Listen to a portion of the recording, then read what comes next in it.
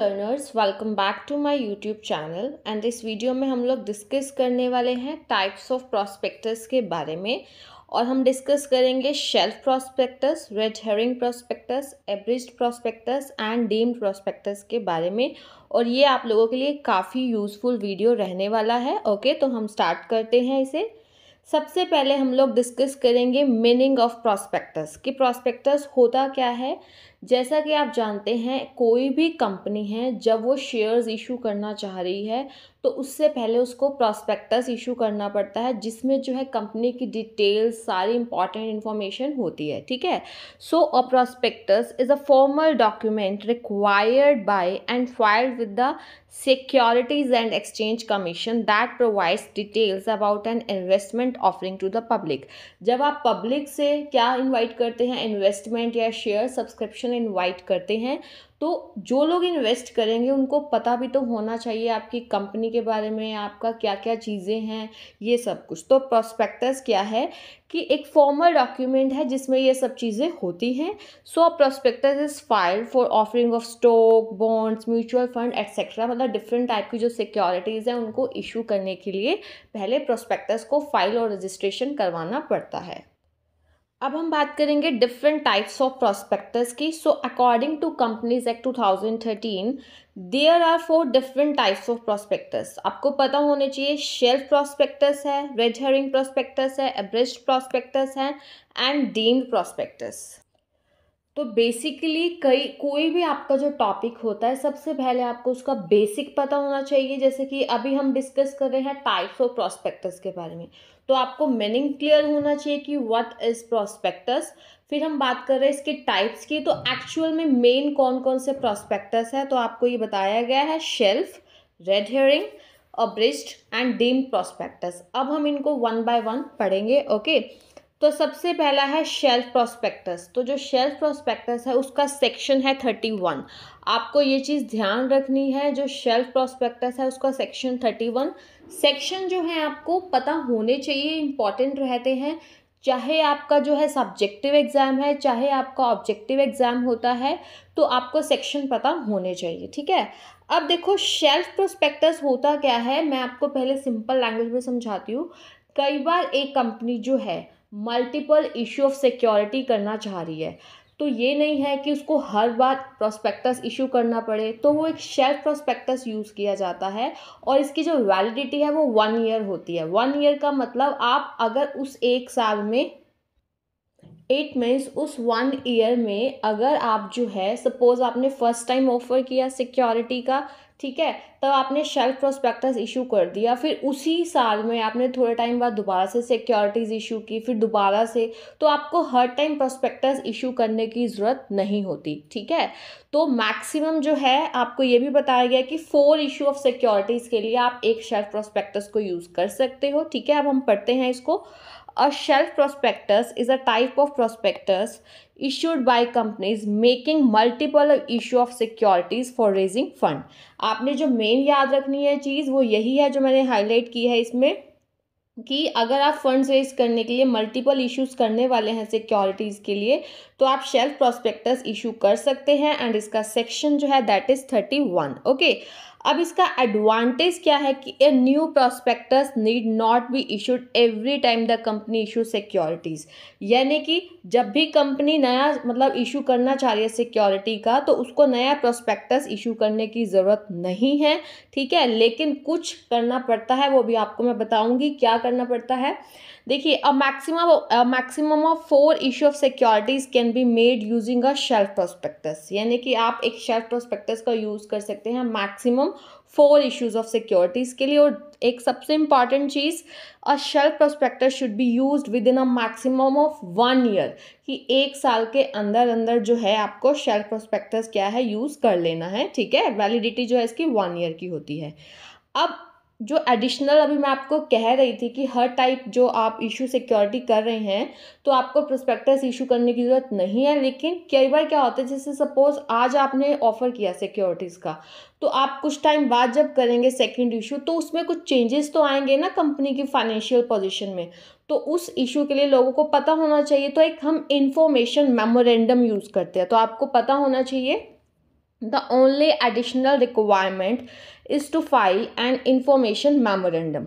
देखो changes may take place in the financial position of the company after the shelf prospectus is filed.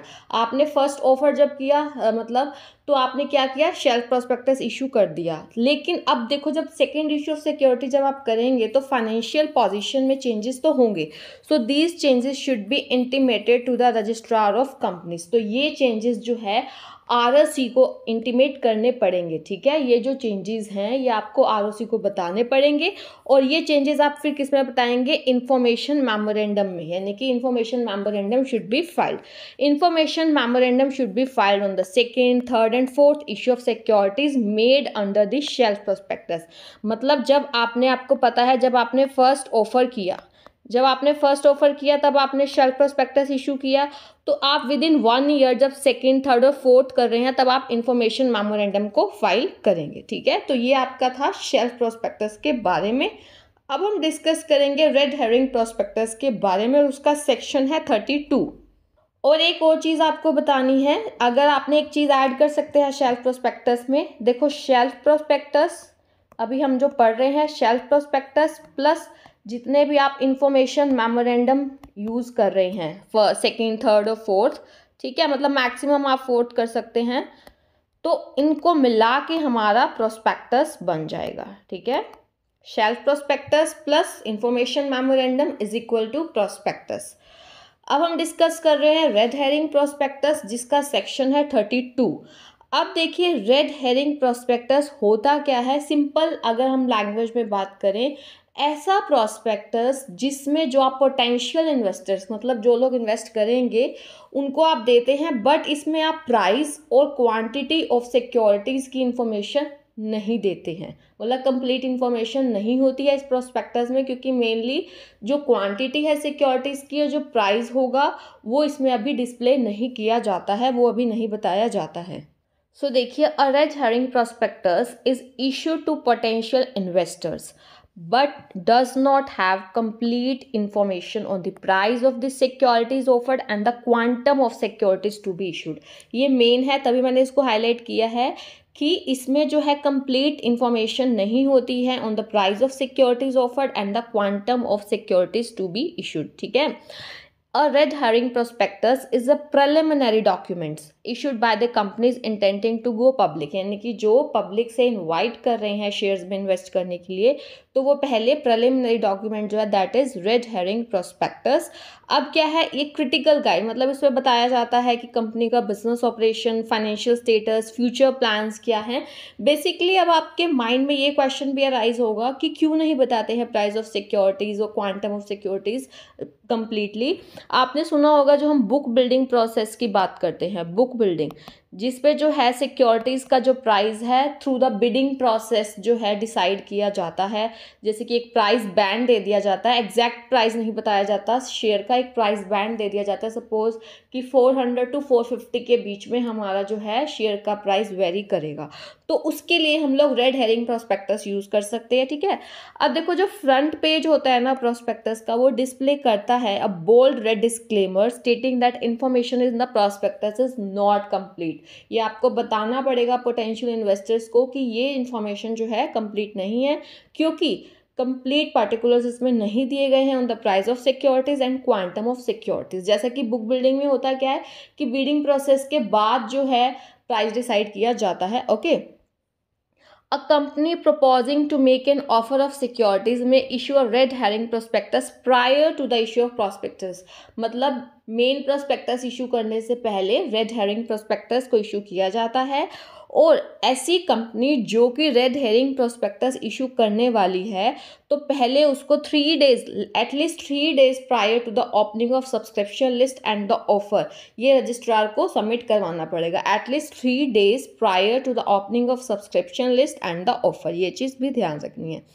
अब हम next type की बात करने वाले हैं, अब्रिज्ड प्रोस्पेक्टस. देखो अब्रिज्ड का मीनिंग क्या होता है कि किसी की समरी बताना, किसी भी चीज़ की समरी और उसमें सारी क्रूशियल और जो भी इंपॉर्टेंट डिटेल्स हैं उनको इंक्लूड करना. ठीक है, तो इसके नाम से ही इंडिकेट हो रहा है. पहले हम इसका मीनिंग समझते हैं कि क्या है. As per section to subsection 1 of the Companies Act 2013, an abridged prospectus meaning is given as a memorandum that highlights key elements of a prospectus. ये आपको ध्यान रखना है कि इसमें जो है प्रोस्पेक्टस की जो की एलिमेंट्स है वो दिखाए जाएंगे, बताए जाएंगे, हाईलाइट किए जाएंगे as prescribed by SEBI. It aims to summarise the full prospectus, क्योंकि कई बार आपको पता है कि कंप्लीटली प्रॉस्पेक्टस को पढ़ना प्रैक्टिकल नहीं हो पाता, तो इस पे जो मेन चीज़ें जो इन्वेस्टर्स को पता होनी चाहिए वो कंप्लीटली बताई जाती हैं, समराइज किया जाता है. Ensuring the inclusion of crucial मतलब इंपॉर्टेंट डिटेल्स जो कि मैंडेटरी है, ज़रूरी है बताना, जो कि सेबी ने बोला है कि ये इन्फॉर्मेशन आपको बतानी पड़ेगी without omitting any important information. कि ओमिटिंग मतलब कोई भी आपने इंपॉर्टेंट इन्फॉर्मेशन को भूलना नहीं है. ठीक है, अब देखिए जो आपका क्या इम्पोर्टेंस या फिर क्या पर्पस है हमारा अब्रिज्ड प्रॉस्पेक्टस को इशू करने का. जो प्राइमरी ऑब्जेक्टिव है अब्रिज्ड प्रॉस्पेक्टस के लिए वो ये है कि हमने अपने इन्वेस्टर्स के राइट को सेफगार्ड करना है, considering the fact that reading the entire prospectus is not practical. क्योंकि कई बार क्या होता है कि जनरली ऐसा ही होता है कि सारा का सारा प्रॉस्पेक्टस मतलब रीड करना is not practical for investors. So investors would need a summarised version that contains all the essential information accurately. जितनी भी एसेंशियल जो कि इम्पॉर्टेंट इन्फॉर्मेशन है वो भी एक्यूरेटली उसमें बतानी चाहिए. सो ये जो अब्रिज्ड हमारा प्रॉस्पेक्टस है उसकी यही इंपॉर्टेंस है कि इन्वेस्टर्स को उनके राइट्स, उनके कॉन्सिक्वेंसेस जो भी हैं, आउटकम्स वगैरह कंपनी में इन्वेस्ट करने के वो पहले ही पता हो उसके बारे में, तभी वो इन्वेस्ट करेंगे. So for this purpose it is mandatory for companies to issue the abridged prospectus with the application form. ठीक है, जो एप्लीकेशन फॉर्म्स होते हैं ना शेयर्स वगैरह में इन्वेस्ट करने के लिए जो लोगों को दिए जाते हैं एप्लीकेशन फॉर्म्स, उसके साथ जो है अब्रिज्ड प्रॉस्पेक्टस भी आपको लगाना है under section 33 of the companies act. उसमें ये मैंडेटरी किया गया है. ओके, नेक्स्ट अब हम बात करेंगे जो हमारा फोर्थ है that is deemed prospectus. Deemed होता है माना गया. डीम्ड का मीनिंग क्या होता है? माना गया. So a deemed prospectus as defined in section 25 subsection 1. तो इसका आपको सेक्शन भी ध्यान रखना. A document that has the status of prospectus without being a full formal prospectus. देखो, एक जो फॉर्मल और फुल प्रोस्पेक्टस होता है, ठीक है, वो तो प्रोस्पेक्टस है, बट ऐसा डॉक्यूमेंट या फिर ऐसा जिसको हम मान रहे हैं कि वो प्रोस्पेक्टस होगा उसको हम क्या बोलेंगे? Deemed prospectus. अब कैसे पता चलेगा? Provided that any company to offer securities for sale to public. अब देखो, कोई भी जो कंपनी है जो पब्लिक को ऑफर करने वाली है अपनी सिक्योरिटीज फॉर सेल, ठीक है, तो जो डॉक्यूमेंट वो ऑफर करेगी, हमेशा डॉक्यूमेंट इंफॉर्मेशन बताना पड़ता है, उसको हम डीम्ड प्रोस्पेक्टस मानेंगे through which the offer is made to the public for sale. यानी कि जिस डॉक्यूमेंट के थ्रू वो लोगों को ऑफर करेगी अपनी सिक्योरिटी सेल के लिए, उसी हम डॉक्यूमेंट को डीम्ड प्रोस्पेक्टस मानेंगे. ये इस पर क्या क्या आता है? लाइक एडवर्टीजमेंट्स दी जाती हैं, है ना, कि हम लोग जो है अपनी सिक्योरिटी सेल करना चाह रहे हैं, इशू करना चाह रहे हैं, नोटिस, पैम्फलेट, सर्कुलर्स और एनी अदर डॉक्यूमेंट जिसका मेन मोटिव क्या है? To offer securities to the public for subscription और परचेज. ठीक है, और डीम्ड प्रोस्पेक्टस का कॉन्सेप्ट और भी रेलिवेंट आपने देखा होगा. कई बार जो कंपनीज जो हैं वो डायरेक्टली लोगों को शेयर सेल नहीं करती हैं या उनको इनवाइट नहीं करती हैं, वो हेल्प लेती है एक इंटरमीडियरी की. ठीक है, जिनका मेन काम ही है कि वो शेयर अंडरराइटिंग में हेल्प करते हैं. So these intermediary can be an entity, another company and issuer. Issue houses होते हैं आजकल जिनका काम है कि दूसरे के बिहाफ पे शेयर्स इशू करते हैं वो. ठीक है, सो ये जो इंटरमीडियरी है वो इशूअर, कमर्शियल बैंक, कोई भी कंपनी हो सकती है, to which the company transfer its shares और सिक्योरिटीज फॉर पब्लिक सेल. मतलब सपोज एक कंपनी XYZ वो डायरेक्टली पब्लिक को सेल नहीं कर रही है अपने शेयर्स, वो हेल्प ले रही है एक इशू हाउस की. ठीक है, तो अब क्या होगा? अब जो इशू हाउस है या जो ब्रोकर डॉक्यूमेंट करेगा, ऑफर करेगा, ऑफर टू सेल. देखो, एन ऑफर टू सेल मतलब जब वो क्या करेगा, पब्लिक को शेयर सेल करना चाहेगा, ठीक है, किसके बिहाफ पे करेगा? करेगा तो XYZ कंपनी के बिहाफ पे, लेकिन हेल्प उसके लिए जा रही है. तो जो डॉक्यूमेंट वो करेगा use for offer to sale, उसी को हम क्या मानेंगे? डीम्ड प्रॉस्पेक्टस मानेंगे. और ऐसा माना जाएगा कि वो जो एक्चुअल कंपनी है उसी ने ही ऑफर किया है, जिसको हम डीम्ड प्रॉस्पेक्टस मानते हैं. ठीक है, तो सिंपल से लैंग्वेज में अगर एक कंपनी जो है किसी इशू हाउस की हेल्प ले रही है सिक्योरिटीज़ को सेल करने में, तो वो जो इशू हाउस या फिर जो ब्रोकर है जो ऑफर टू सेल यूज़ करेगा डॉक्यूमेंट, उसको हम डीम्ड प्रोस्पेक्टस मानेंगे। ठीक है, आई थिंक आपको shelf prospectus, abridged prospectus, red herring and deemed prospectus के बारे में अच्छे से क्लियर हो गया होगा। फिर भी अगर आपको डाउट है तो आप लोग पूछ सकते हैं। ठीक है, थैंक यू सो मच। और कॉर्पोरेट लॉ की और भी वीडियोस डिस्कस हुई हैं, आप लोग देख सकते हैं। Keep learning, keep sharing. Have a nice day.